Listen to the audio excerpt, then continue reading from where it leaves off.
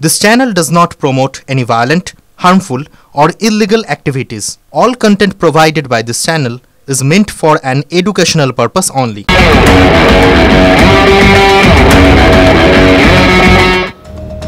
আর এই মুহূর্তে একটা বড় খবরের দিকে নজর রাখতে হচ্ছে। ভারত বাংলাদেশ সীমান্তে আরো একটি বাংকারের সন্ধান। ভারত বাংলাদেশ সীমান্তে আরো একটি বাংকারের সন্ধান। আবারও সেই নদিয়ার কৃষ্ণনগর সেক্টরের টুঙ্গি বর্ডারে দুদিনে 1.5 কিলোমিটারের মধ্যে চারটি বাংকারের হদিশ পেয়েছে বিএসএফ। ছবিগুলো দেখুন, 1 2 3 4 করে আমরা দেখাচ্ছি। দ্বিতীয় বাংকারের ছবি এটা, ছবিটা দেখুন। চারটে ছবি একসঙ্গে দেখানোর চেষ্টা করি, পিসিআর দেখাবে আপনাদেরকে। দেখুন, মাত্র 1.5 কিলোমিটারের মধ্যে চারটি bunker. Bunker 1, bunker 2, bunker 3, bunker 4, চারটে ছবি আমরা একই সঙ্গে দেখাচ্ছি। কিন্তু প্রশ্ন হচ্ছে, এই বাংকারটা কবে তৈরি হয়েছে? বাংকারগুলো কবে তৈরি হয়েছে? কারা তৈরি করেছে? কি উদ্দেশ্যে তৈরি করেছে? অস্ত্রোপচার, চোরাচালান, অনুপ্রবেশ, নাকি নাশকতার ছক? একাধিক প্রশ্ন উঠতে শুরু করেছে। এই ছবি সবার আগে তুলে ধরেছিলাম আমরা। যে ব্রেক করেছিল মহাদেব, আবারও রয়েছে ঘটনাস্থল থেকে মহাদেব। এই মুহূর্তে 2টোর সময় যারা টিভি9 বাংলার পর্দায় চোখ রেখেছেন তাদের একবার দেখাও বাংকারগুলো ঠিক কোথায় অবস্থিত, কিভাবে রয়েছে। দেখো, আমাদের দর্শকদের দেখাবো, তার আগে দেখাই যে কত মানুষ দেখতে আসছে এই বাংকার। এখন দেখাও যে বাংকার উদ্ধার হয়েছে সেই দেখতে, কিন্তু যেমন কচিকাচারা আসছেন তেমন মহিলারাও আসছেন বাংকার দেখতে। এখানে আরেকটি বিষয় তোমাকে উপস্থাপনা করি। বারবার আমি সকাল থেকে যে ছবি দেখাচ্ছিলাম, যে ছবি দেখাচ্ছি সেই ছবির মধ্যেই রয়েছে, দেখো ছড়িয়ে ছিটিয়ে রয়েছে তাস রয়েছে, এছাড়াও বসার জায়গা রয়েছে, ওপরে পাখার আলো রয়েছে এবং বিভিন্ন নেশা জাতীয় বোতল পর্যন্ত ঘরের মধ্যে রয়েছে। তাহলে এত তাস কি হতো? এই তাস থেকে তার নিশ্চয়ই তাস খেলা হতো। মানুষ প্রশ্ন করছেন যে তাহলে কি এখানে জুয়ো খেলা হতো? কেন নজরে থাকলো না পুলিশের? কেন কৃষ্ণগঞ্জ থানা পুলিশের নজরে এড়িয়ে গেল যে এই ঘরে নিয়মিতভাবে জুয়ো খেলার মতো সমস্ত জিনিস রয়েছে? এখানে ছড়িয়ে ছিটিয়ে রয়েছে যেমন কাপড় চোপড়, এক হাতে প্রচুর পরিমাণে তাস, খাবারের জিনিস এবং ঘরের মধ্যেই রয়েছে বাংকার। সেখানে পাখার যেমন ব্যবস্থা রয়েছে, বৈদ্যুতিক ব্যবস্থা রয়েছে। এখানে কি বাংলাদেশ থেকে এসে বসবাস করতেন? এখানে কি কেউ যারা থাকতেন তারা তাস খেলতেন বা এখানে জুয়োর আসর বসতো? পুলিশের কাছে কেন খবর নেই? সব প্রশ্ন এখনো উত্তর কিন্তু অধারা। যারা ওখানে আছে উত্তর খুঁজতে আসছেন, মানুষ প্রশ্ন করছেন। হ্যাঁ, মানুষকে একটু জিজ্ঞাসা করুন এই জমিটা কার জমি। ওনারা কি দেখেছিলেন কোনো বহিরাগত কাউকে, অচেনা কাউকে এলাকায় ঘোরাঘুরি করতে কোনো সময়? আচ্ছা, আপনাদের বাড়ি কোথায়? আমাদের বাড়ি বাজারে এলাকায়। জানেন কি না, এটা কিছু জানা ছিল না। এই জমির মালিক? না বলতে পারবো, চিনি না। মানে প্রথমে থাকেন না এখানে? না।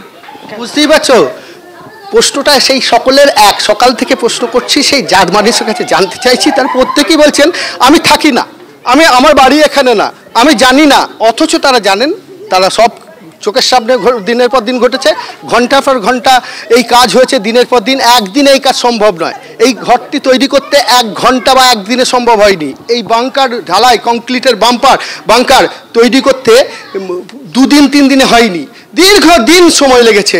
দেখো কিভাবে কংক্রিট লোহার ঢালাই, দরজা কত শক্ত, তুলতে পারছি না। বুঝতে পারছো কত ভারী। এইভাবে কিন্তু একটার পর একটা বাংকার তৈরি করা হয়েছে। সেই ঘরের মধ্যে বসার, থাকার এবং ঢাকা দিয়ে রাখা হয়েছে যাতে সাধারণ কেউ এসে বুঝতে না পারে। সে পাশেই সীমান্ত, সেখানে সেই সীমান্ত দিয়ে যদি কোনো অনুপ্রবেশ ঘটে সেই সীমান্ত দিয়ে অনুপ্রবেশ ঘটবে, তারা এসে এইখানে তাদেরকে আশ্রয় থাকতে পারে, এখানে জুয়োর খেলার আসর বসতে পারে। তাহলে এই খবর কার কাছে থাকবে? পুলিশের কাছে যদি খবরই না থাকে, তাহলে সিভিক ভলেন্টিয়ার যারা রয়েছে, প্রশ্ন তাদের নিয়েও হচ্ছে। সিভিক ভলেন্টিয়ার তো মূলত নিয়োগ করা হয়েছিল এলাকার খবর দেওয়ার জন্য, বা এলাকার সমস্ত খবর দেবে। পুলিশের সিসিটিভি বলা হয় এই সিভিক ভলেন্টিয়ারদের। তাহলে সিভিক কি করছিল? সিভিক ভলেন্টিয়াররা সঙ্গে থাকুন। সত্যি তো পুলিশ কি করছিল, ঠিক একই রকম ভাবে বিএসএফ কি করছিল, এই প্রশ্ন তুলছেন কেউ স্থানীয় বাসিন্দারা। তারা কি বলছেন শোনাই একবার।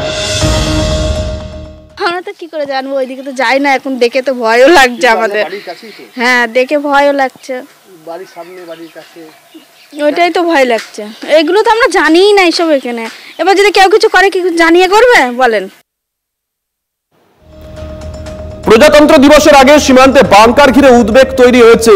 বিএসএফ সূত্রে খবর, মাসখানেক আগেই তৈরি হয়েছে এই বাংকারগুলো। রাতের অন্ধকারে কাজ করা হয়েছে। কোথায় নজরদারির অভাব থেকে যাচ্ছে সেই ত্রুটি বের করা হচ্ছে, এমনকি জওয়ানদের ভূমিকাও খতিয়ে দেখার সিদ্ধান্ত হয়েছে বলে বিএসএফ সূত্রে খবর। ইন্টেলিজেন্স উইং এর কাছে খবর কেন ছিল না তা নিয়ে কৃষ্ণনগর সেক্টরে বৈঠক, রিপোর্ট পাঠানো হয়েছে স্বরাষ্ট্র মন্ত্রকের কাছেও। শুধুমাত্র ফেন্সিডিল যে এখানে রাখা হতো না তা এক প্রকার নিশ্চিত বিএসএফ এর কর্তারা। দুজনে ঢোকার মতন জায়গা তৈরি করা হয়েছিল।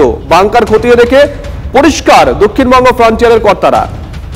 মহাদেবের কাছে আবারও যাই। মহাদেব, তুমি যে কথা বলছিলে, দেখো তুমি সকাল থেকে দেখাচ্ছ, এখন ঘড়ির কাঁটা বলছে 2:05। ঢিলছোড়া দূরত্বে কলেজ রয়েছে, লোকালয়ের মধ্যে সকাল থেকে পুলিশকে দেখেছো? দেখো, সকাল থেকে পুলিশকে দেখা যায়নি, তবে পুলিশের একটা গাড়ি এই কিছুক্ষণ আগে তারা এসছেন।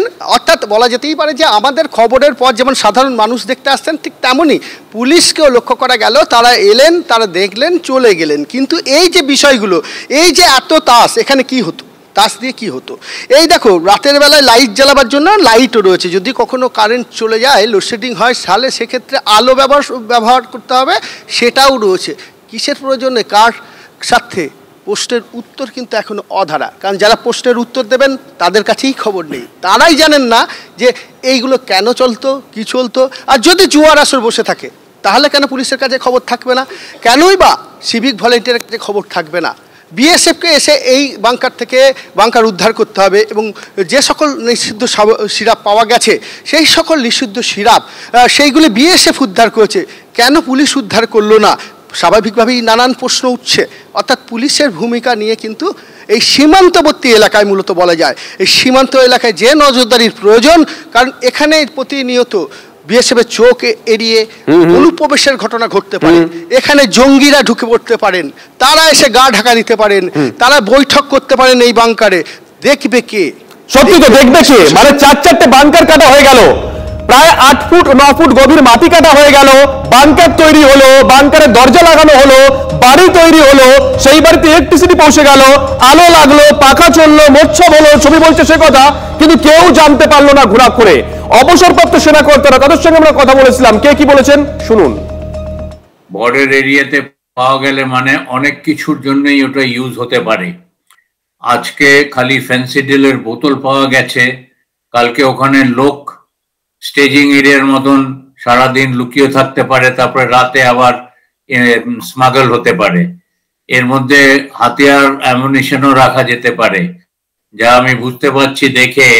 কিন্তু আমার ইয়েটা একটু অস্তম্ভিত হলাম, এখানে বাংকারের মধ্যে লাইটটা কোথা থেকে এলো? লাইট আনা মানে জেনারেটর কিংবা কোনো ইলেকট্রিক্যাল কানেকশন কোথাও থেকে তো এরা পেয়েছে। তার পাখাও আছে আপনারা বলছেন, তো এটাতে নিশ্চয়ই লোক থাকবার জন্যও ব্যবস্থা করা হয়েছে। এটাকে বলি আমরা স্টেজিং এরিয়া, মাটির নিচে বসে স্টেজিং এরিয়া, আর অক্সিজেনের সাপ্লাই উপর থেকে পাইপ দিয়ে একটা ঢুকিয়ে দিয়েছে, সেটা হতে পারে।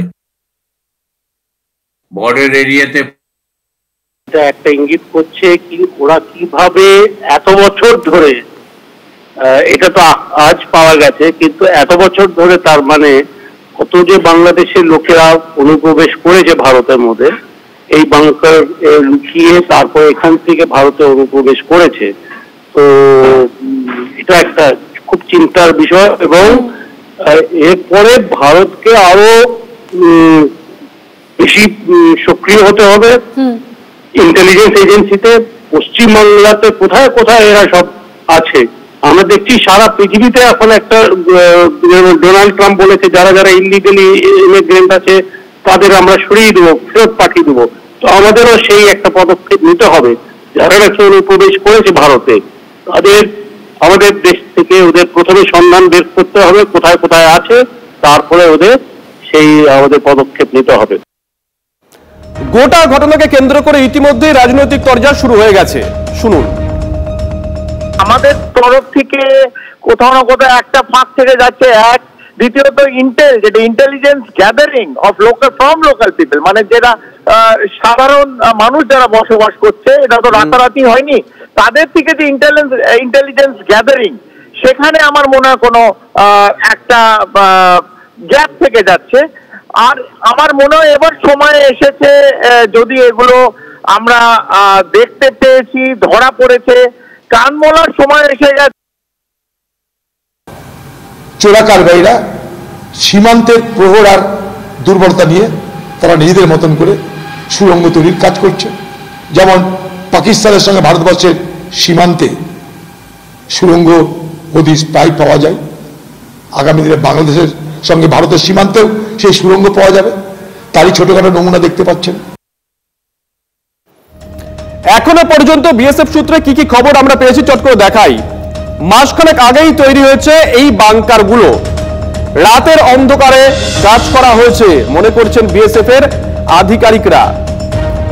কোথায় নজরদারির অভাব থেকে যাচ্ছে সেই ত্রুটি বের করা হচ্ছে, এমনটাও জানা গেছে বিএসএফ সূত্র মারফত। এমনকি জওয়ানদের ভূমিকাও খতিয়ে দেখার সিদ্ধান্ত নেওয়া হয়েছে বলে বিএসএফ সূত্রে খবর। ইন্টেলিজেন্স উইংস এর কাছে কি কোনো খবর ছিল না, এই প্রশ্ন উঠছে। কৃষ্ণনগর সেক্টরে বৈঠক, স্বরাষ্ট্র মন্ত্রকে পাঠানো হয়েছে রিপোর্ট। বড় খবর, বাংকারে শুধু ফেন্সিডিল রাখা হতো না, কার্যত এক প্রকার নিশ্চিত বিএসএফ এর কর্তারা বাংকারে 2 জন ঢুকতে পারবে এমন জায়গা রাখা হয়, এটাই বলছে বিএসএফ সূত্র। টুঙ্গি সীমান্তের অনেকটাই অরক্ষিত, সেই সুযোগেই কি বাংকার তৈরি হয়েছে? নাশকতার সামগ্রী মজুতের উপযোগী বাংকারগুলো বলছে বিএসএফ। রাজ্য পুলিশের নজরদারিও এই ক্ষেত্রে ব্যর্থ বলছে বিএসএফ, বলছে সূত্র।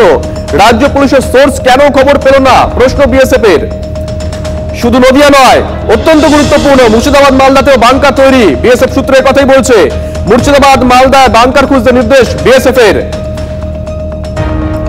বেশ কয়েকটা পলিটিক্যাল রিঅ্যাকশন পেয়েছি, শোনাই।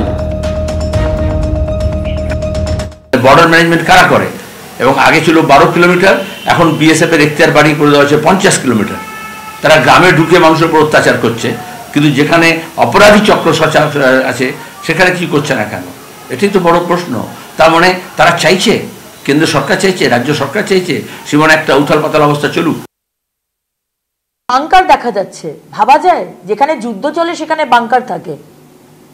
আর আপনি বলতে চান যে মমতা ব্যানার্জির পুলিশ এটা জানে না?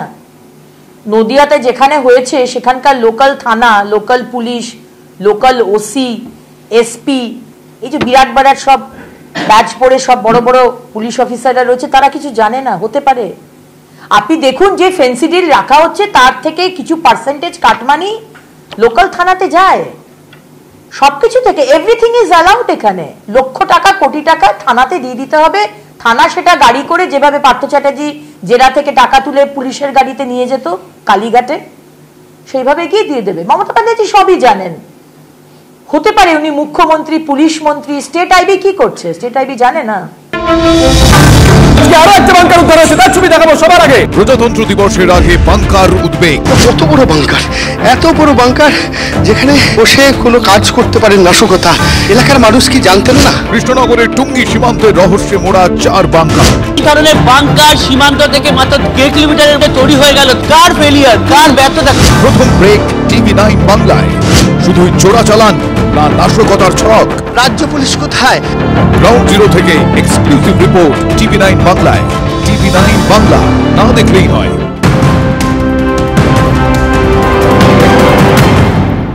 দেখুন, আমরা তো দিনভর এই খবরের দিকে নজর রাখবো, পাশাপাশি নিশ্চয়ই মনে আছে আপনাদের আমরা ধারাবাহিকভাবে পাসপোর্ট জালিয়াতির খবর আপনাদের সামনে তুলে ধরেছি। আমরা দেখিয়েছিলাম কিভাবে বাংলাদেশি অনুপ্রবেশকারীরা এখানে এসে জাল নথি ব্যবহার করে পাসপোর্ট পেয়ে গেছিল। আর এবার জাল নথিতে ভারতের পাসপোর্ট আফগান নাগরিকের হাতেও বড় খবর বের করছি আমরা। সুপ্রিয় আমাদের সঙ্গে রয়েছেন আমাদের সহকর্মী সুপ্রিয়র কাছে যাই। সুপ্রিয়, এই ক্ষেত্রেও কি বাংলাদেশি নাগরিকরা যে প্রথা অবলম্বন করতেন পাসপোর্ট পাওয়ার জন্য, মানে জালিয়াতি করতেন, এই ক্ষেত্রে কি একই রকম জালিয়াতি হয়েছে? দেখো, অনেকটাই কিন্তু ঠিক একই কায়দাতে এই নথি তৈরির চেষ্টা চলছিল, বা এমনটাই কিন্তু মনে করছেন তদন্তকারী আধিকারিকরা। তার কারণ, যে আফগান নাগরিককে ইতিমধ্যেই কলকাতা পুলিশের সিকিউরিটি কন্ট্রোল অর্গানাইজেশন গ্রেপ্তার করেছে দিন কয়েক আগেই, সেই আফগান নাগরিক প্রায় 5 থেকে 5.5 বছর আগে সে কাবুল থেকে দিল্লি হয়ে ভারতে আসে এবং তার পরবর্তীতে 2019 সালে ভারতে আসার পর 2020 সালে তার যে ভিসা, সেই ভিসার মেয়াদ শেষ হয়ে যায়। এমনকি 2024 সালে তার যে পাসপোর্ট, যে বৈধভাবে, তবে এক্ষেত্রে যেটা একটু ভিন্ন আছে, কারণ বাংলাদেশি নাগরিকরা অবৈধভাবে সীমান্ত পার করে ভারতে আসছিলেন, কিন্তু এই যে আফগান নাগরিক সে কিন্তু সম্পূর্ণ বৈধভাবে পাসপোর্ট ভিসা নিয়েই সে ভারতে এসেছিল। তার ভিসার মেয়াদ প্রথমে শেষ হয়, এমনকি পরবর্তীতে তার যে পাসপোর্ট, সেই পাসপোর্টের মেয়াদও শেষ হয়ে যায়, কিন্তু ভারতের পাকাপাকিভাবে থেকে যাওয়ার একটা পরিকল্পনা সে করে। আর সেই মতোই এক এক করে সে নথিপত্র তৈরি করতে শুরু করে। প্রথমে বার্থ সার্টিফিকেট অর্থাৎ জন্ম শংসাপত্র এবং তার পরবর্তীতে আধার কার্ড, ভোটার কার্ড, আর সেই সমস্ত নথিপত্র তৈরি হওয়ার পর ওই নথিকে ব্যবহার করে সে ভারতীয় পাসপোর্টের জন্য আবেদন করেছিলেন, এমনটাই কিন্তু সূত্র মারফত জানা যাচ্ছে। এবং সেক্ষেত্রে এই যে ভুয়ো নথি যে ইতিমধ্যেই তৈরি করেছিল, সেখানে সে তার নিজের নাম পরিবর্তন করেছিল এবং তার পাশাপাশি তার বাবার নাম পরিবর্তন করেছিল, তার জন্ম সাল, তারিখ সব কিছু কিন্তু পরিবর্তন করেছে এবং ভিন্ন নাম দিয়ে। এবং এখনো পর্যন্ত শুভজিৎ আমরা যেটা জানতে পারছি, যে আফগান নাগরিক ইতিমধ্যেই গ্রেপ্তার হয়েছে, তার যে আসল নাম হচ্ছে খালিদ নওরোজ খলিল, কিন্তু তার কাছ থেকে যে সমস্ত নথিপত্র উদ্ধার হয়েছে সেখানে কিন্তু সৈয়দ আকবর খান নাম পরিচয় দিয়েই কিন্তু সে তার এই সমস্ত আধার কার্ড বা ভোটার কার্ড বা বার্থ সার্টিফিকেট তৈরি করেছেন, বাবার নাম বদল করেছেন। মানে কায়দা মোটামুটি একই, কায়দাটা মোটামুটি একই যে কায়দায় বাংলাদেশে অনুপ্রবেশকারীরা এদেশে এসে পাসপোর্ট তৈরি করে ফেলছিল। নজর থাকবে সুপ্রিয়, নজর রাখো।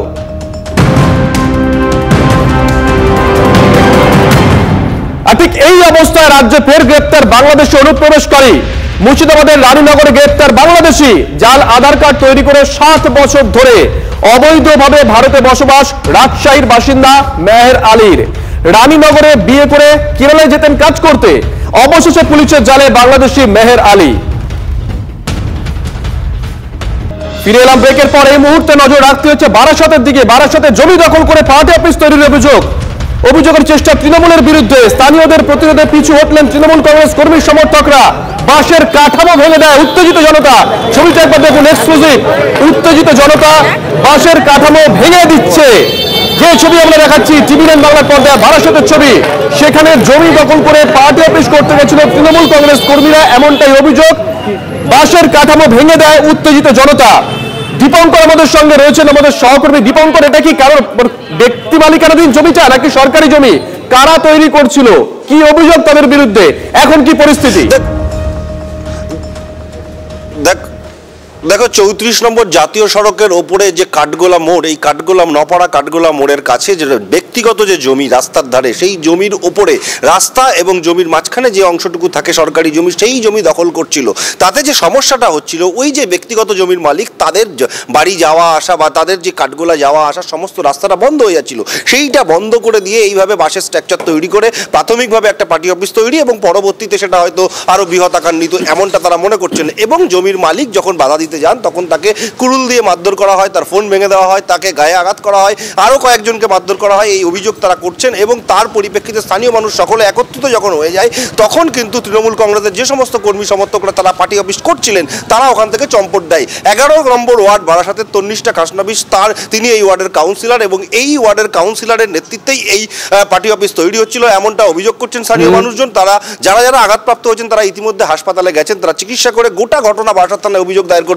কিভাবে দিনের বেলা এইভাবে পার্টি অফিস তৈরি করা, এবং একটা বড় উল্লেখযোগ্য বিষয়, যে পার্টি অফিস তৈরি করছিল তার জন্য যে জল ব্যবহার করা হচ্ছিল, সেখানে একটা বারাসাত পৌরসভার জলের গাড়ি দাঁড়িয়ে রয়েছে, যে জল সাধারণত খাবার জন্য বিভিন্ন বাড়িতে দিয়ে থাকে, সেই জলের গাড়ি দাঁড়িয়ে রয়েছে। সব মিলিয়ে গোটা বিষয়টা কিন্তু স্থানীয় মানুষের একটা ব্যাপক অভিযোগ রয়েছে তৃণমূল কংগ্রেসের ওপরে, কারণ এই জায়গায় এইভাবে পার্টি অফিস করাতে তারা দীর্ঘদিন ধরে বাধা দিয়ে আসছিল। অবশেষে আজকে যখন তৈরি হচ্ছিল, তারা তখন বাধা দেয় এবং বাধা দিতে গেলে তাদেরকে মারধর করতে হয়। তাই স্থানীয় মানুষজন একত্রিত হয়ে যখন তারা চম্পট দেয়, তখন কিন্তু বাসের যে স্ট্রাকচার সেটা সম্পূর্ণরূপে গুড়িয়ে দিয়েছে। শুভজিৎ, নজর থাকবে দীপঙ্কর, নজর রাখো। কাকা জেঠু পিসিদের সবার জমি, এবার সবার হয়েই আমি বলতে এসেছিলাম যে এটার উপরে কেন করা হচ্ছে, কিন্তু ওরা কিছু মানতে চাইছে না। আমরা করবো এখানে আমাদের জমি, হ্যান ত্যান নানা রকম আগড়ুম বাগড়ুম, আমাকে তো সে পাত্তাই দিচ্ছে না। আপনার জমি প্রমাণ কি আছে? আমি বলছি কারা? এই তৃণমূলের সব ওয়ার্ড সভাপতি, তৃণমূলের যুব সভাপতি, তাদের নেতৃত্বেই হয়েছে। In the meantime 10 minute পরে কাউন্সিলর এসছে, কাউন্সিলর আসাতে ওরা পালিয়ে চলে গেছে। তারপর তো আর বোঝা যাচ্ছে না জিনিসটা কি, কিন্তু তৃণমূলের টোটাল ব্যাপারটা তৃণমূলের। আমরা আসার পরে জিজ্ঞেস করলাম ওনাদের, টান্টু দা আর কে একজন ছিল, দেবাশিস, তখন বলছে যে তোমরা যদি কিছু করার থাকে করো, আমাদের কাউন্সিলর জানে, সবাই জানে, আমরা এখানে করব। তারপরে আমার বন্ধু ওকে বাধা দিতে গিয়ে এখানে বাসটা ধরে টানা হিচড়া করায়, আমাকে আর ওকে খুব মারধর করা হয়, ধাক্কাধাক্কি দেওয়া হয়, বিট বাস এবং কুড়ুল দিয়েও হাত কুড়ুল দিয়েও মারা হয়। আতঙ্কে তো আছি যে আবার পরে কি হয় সেটা একটা আতঙ্ক তো থাকবে। মূলত এখানে কি পার্টি অফিস তৈরি হচ্ছে? হ্যাঁ, এই যে তৈরি হয়ে গেছে। কাদের কাদের এটা কারা? তৃণমূল কংগ্রেস।